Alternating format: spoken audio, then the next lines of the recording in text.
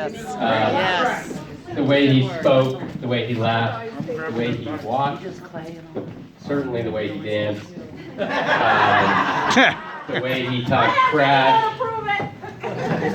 He was just different, right? And what I'd like to briefly explain to everyone here is that it wasn't because of his wild upbringing, his death-defying adolescence, and, well, I guess that just kind of covers the rest of his life, too, so he's there. So, can you It tell wasn't that can you tell experience if I'm that recording? shaped Jack into the strange and wonderful creature that he was. It was that Jack was a mutant. And I suspected as much for many years, but only really received the genetic confirmation a couple of months ago when his oncologist showed me his DNA sequencing results. So Jack had 30,000 mutations. He had 116 gene amplifications, and he had multiple genetic translocations and fusions. So Jack didn't lose a battle with cancer. He mutated himself out of human existence.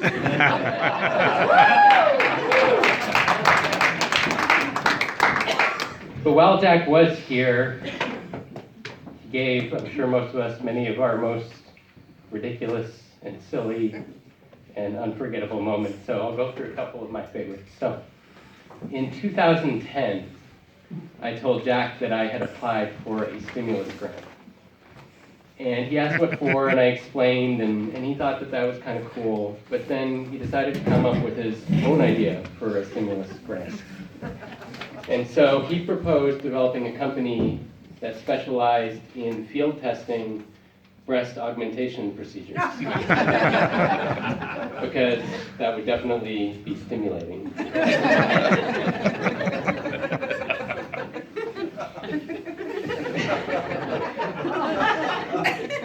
Just a few months ago, Jack was staying with me in my hotel room in Boston, and so it was always hard, right? Because, I mean, Jack always kind of self-proclaimed to have some, like, incestuous and homosexual tendencies, and me being his nephew, right, that kind of made for some awkward nights, but in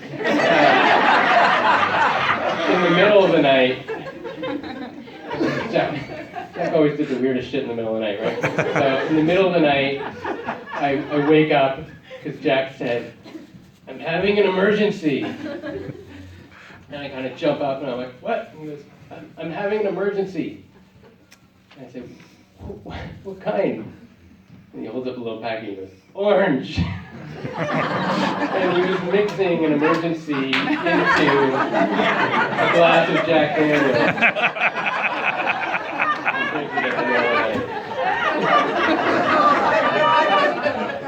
So, he was okay. The last story I want to share, this one goes back to 2001 or 2002, I think, when the whole family was gathered in Washington in Olympia for Jamie's wedding.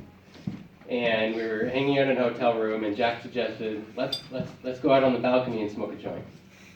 And so we pull back the curtains and open the door, and it's one of those little false balconies that's only like 12 inches deep. The jumper and Jack bag. kind of goes off. He's like, "That's the stupidest balcony I've ever seen. What good is a balcony that doesn't even have room to stand on?" And then he looked over the edge, and there was this huge concrete slab underneath the balcony. It wasn't a parking lot, it was just kind of I think it was like part of the roof of the pool. And he looks over and he says, "Got it. This balcony, this is for the jumpers." This is a jumper hotel. And then he went on to explain the world of competitive attempted suicide. It was just so bizarre. Only a mutant can come up with it. A couple of months ago, Joel and Jack came into Boston, and we were having dinner, and Joel went off to repark the car, and I took the opportunity to ask Jack if he felt like his boys kind of understood the the terminal nature of his disease. And Jack said, I think so, I think so. But they also understand how lucky I was, how lucky they are that we had the time that we had, because it all could have ended 20 years ago at the Jumper Hotel. You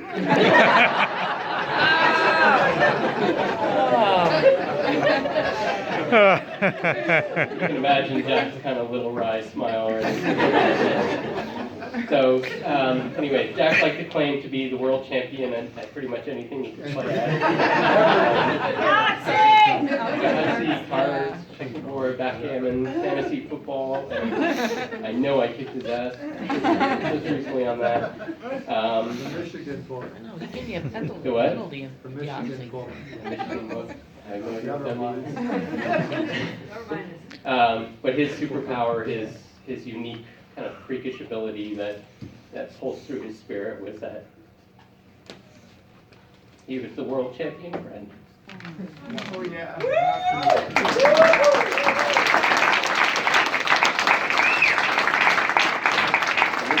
His memories are a blessing. Aw.